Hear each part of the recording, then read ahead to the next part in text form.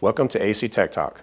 I'm Kevin, and today I'm going to show you the wiring on an ion thermostat and how to verify the voltages. Here we have our ion wall controller.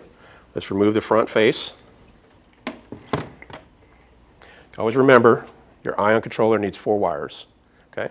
You'll have your power supply, which is 24 volts AC, and you'll have your communicating voltage, which is anywhere from 3 to 5 volts DC. The red and the white wire is commonly our power supply, which is 24 volts, and our green and our yellow is our communicating voltage. So let's go ahead and check our voltages here. Make sure your meter is on volts AC to check the power supply. We're going to place our leads on the red and the white. As you can see here, we have 28.3 volts. Now switch your meter over to DC volts. Let's check our communicating voltage. Place your leads on yellow and green. And we have 4.3 volts. And there you have it.